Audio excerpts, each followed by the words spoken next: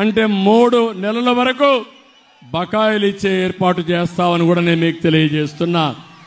ఇది కాకుండా వికలాంగులకి 6,000 రూపాయల పింఛన్ ఇస్తాం. ఇప్పుడు 4,000 ఉంది. 4,000 నుంచి 6,000 చేసే బాధ్యత మాదని మీ అందరికీ హామీ ఇస్తున్నా. కడాన వాలంటీర్లు నిన్నటి వరకు మా పవన్ కళ్యాణ్ గారు మేమందరం కూడా గట్టిగా ఆలోచించాం. ఎందుకంటే జగన్మోహన్ రెడ్డి ఆలోచించాడు వాలంటీర్స్ని పెట్టి రాజకీయం చేయాలని. మేమందరం ఒకటే చెప్పాం, వాలంటీర్లు మీరు రాజకీయం చేయొద్దండి, ప్రజలకు సేవ చేయండి, మీకు మేము అండగా ఉంటాం, మీరు రాజకీయం చేస్తే వదిలిపెట్టమని చెప్పాం. అందుకే వాళ్ళకు కూడా ఒక ప్యాకేజ్ ఇచ్చాం. నిన్న వాలంటీర్స్ 5,000 రూపాయల జీతం 10,000 రూపాయలు చేశామని ఈ సభ సందర్భంగా మీకు తెలియజేస్తున్నా. అంటే 5,000 కావాలన్నా 10,000 కావాలన్నా ఒక విషయం అయితే, రెండవది ఎంఏ చేశారు, అదే మరి ఇంజనీరింగ్ చేశారు. చాలా మంది సమర్థులు కూడా చదువుకొని ఊర్లో ఉద్యోగం ఉందని ఈ 5,000కే ఫిక్స్ అయ్యే పరిస్థితి వచ్చారు. వాళ్ళకు ఒకే హామీ ఇచ్చాను, మీ కెపాసిటీ బట్టి స్కిల్ డెవలప్మెంట్ చేసి మీ ఆదాయాన్ని పెంచుతాం. 10,000కే పరిమితం కాదు, లక్షల రూపాయలు సంపాదించే మార్గాన్ని మేము చూపిస్తామని వాలంటీర్లందరికీ విజ్ఞప్తి చేస్తున్నా. వాలంటీర్కు ఒకటే కోరుతున్నా, నిన్నటి నుంచి వైసీపీ సైన్యం వాలంటీర్లు అనుకున్నారు. ఇప్పుడు వాలంటీర్లు పూర్తిగా ఎన్డీఏకి సపోర్ట్ చేసే పరిస్థితికి వచ్చారు, లేకపోతే తటస్థంగా ఉండే పరిస్థితికి వచ్చారు. ఇక్కడ ఉండే కార్యకర్తలందరినీ ఒకటే కోరుతున్నా, ఏ వాలంటీర్ కూడా వైఎస్ఆర్ కాంగ్రెస్ పార్టీకి చేయడానికి వీలు లేదు. ప్రజాసేవ చేయమనండి, మనం అండగా ఉంటాం. రాష్ట్రం కోసం పనిచేయమనండి, మనం సహకరిస్తాం. రాజకీయం చేస్తే, వైసీపీకి పనిచేస్తే మాత్రం ఎవరిని వదిలిపెట్టాం. అది మంచిది కాదు.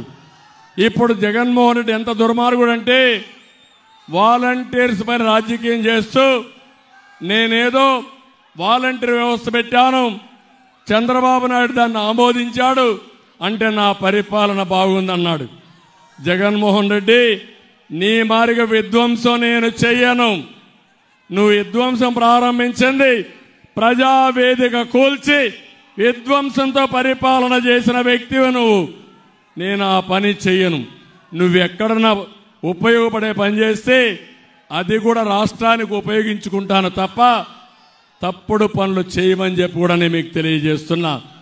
ఎప్పుడు కూడా వాలంటీర్ వ్యవస్థను మేము వ్యతిరేకించలేదు.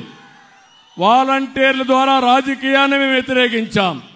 ఒక పార్టీ సేవ చేయడానికి వ్యతిరేకించాం.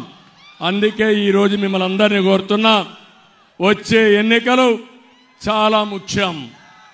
ఈ ఎన్నికల్లో నేను ఒకటే మిమ్మల్ని కోరేది, మేము 3 పార్టీలు కలిశామంటే ప్రజల కోసమే కలిశాం. ఈ రాష్ట్రంలో ప్రజలు గెలవాలి, రాష్ట్రం నిలబడాలి. ఆ ధ్యేయంతో మేము కలిశాం. ఈరోజు నిడదవోలు చూశాం.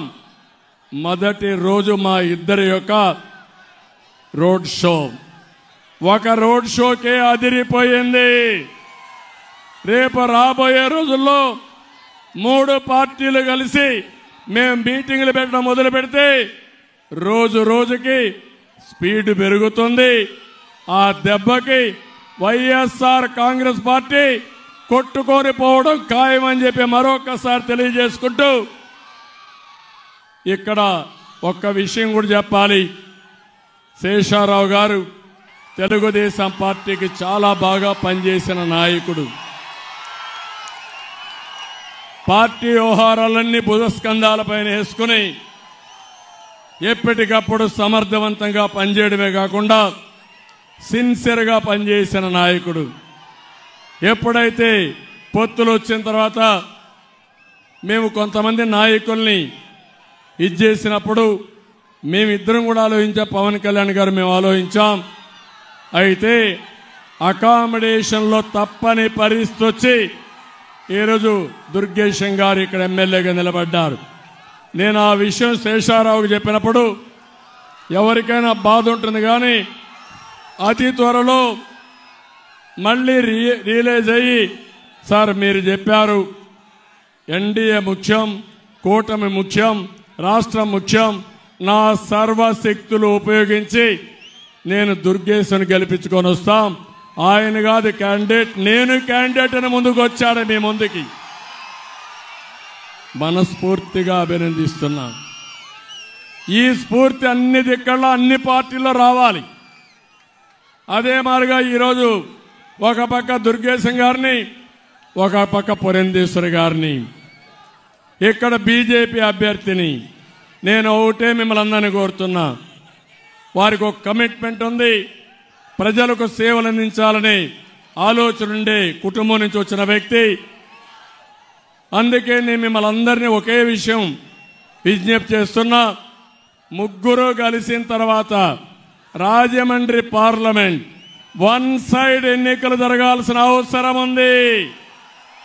నాకు అనుమానమే లేదు, గెలవడం కాదు, అతి పెద్ద మెజారిటీతో భారతీయ జనతా పార్టీ అభ్యర్థిని పురంధేశ్వరి గారిని గెలిపిస్తామని గట్టిగా చప్పట్లు కొట్టి హర్షాన్ని ఆమోదాన్ని తెలియజేయాలి.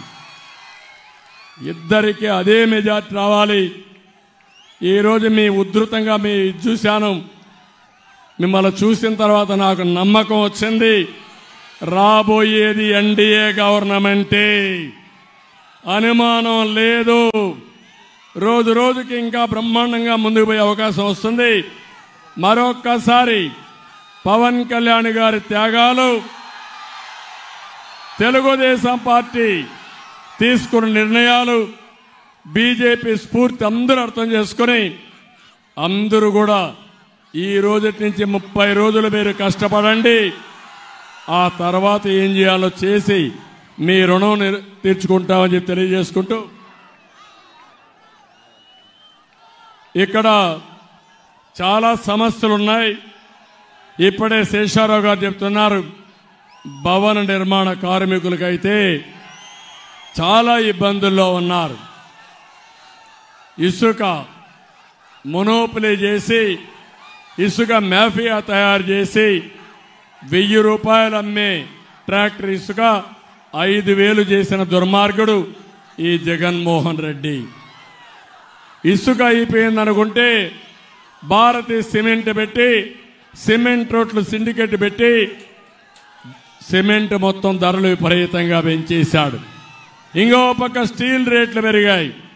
ఇంకో పక్క ఎప్పుడో పెట్టాం ఎన్ఏసి అని పెట్టి, ఏదైతే నేషనల్ అకాడమీ ఆఫ్ కన్స్ట్రక్షన్ పెట్టి భవన నిర్మాణ కార్మికులకు నిధి ఏర్పాటు చేసింది తెలుగుదేశం ప్రభుత్వం. ఆ డబ్బులు కూడా 1 రూపాయి ఇవ్వకుండా ప్రభుత్వానికి వాడుకునే పరిస్థితికి వచ్చాడు. భవన నిర్మాణ కార్మికుల సంక్షేమం పూర్తిగా నష్టపోయారు. మీ సమస్య మాకు అర్థమైంది, మీ విషయం కూడా మేనిఫెస్టోలో పెడతాం. తప్పకుండా భవన నిర్మాణ కార్మికులు 40 లక్షల మంది ఉన్నారు, మిమ్మల్ని ఆదుకునే బాధ్యత తీసుకుంటామని మరొక్కసారి హామీ ఇస్తూ, ఒక్క భవన నిర్మాణ కార్మికులే కాదు అందరికీ న్యాయం చేయడం మా బాధ్యత, మా ఆలోచన. ప్రతి ఒక్కరికి న్యాయం చేస్తామని మరొకసారి తెలియజేసుకుంటూ సెలవు తీసుకుంటున్నాను. జై హింద్.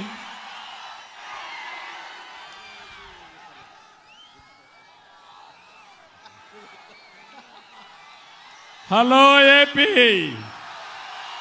హలో ఏపీ, గట్టిగా చెప్పాలి మీరు. Hello AP. ఇది పవన్ కళ్యాణ్ గారి యొక్క,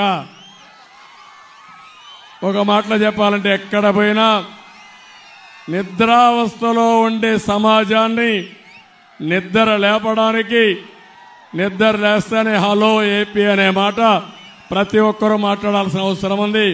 30 రోజులు గుడ్ మార్నింగ్ కాదు, hello AP, hello AP, hello AP, hello AP. శభాష్, గుడ్. నమస్కారం, ధన్యవాదాలు. ఇప్పుడు 3 పార్టీలు కూడా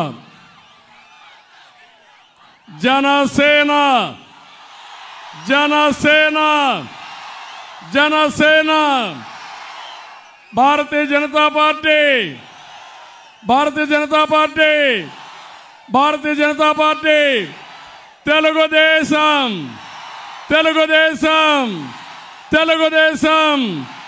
ఎన్టీఆర్ అమర్, ఎన్టీఆర్, ఎన్టీఆర్, ఎన్టీఆర్.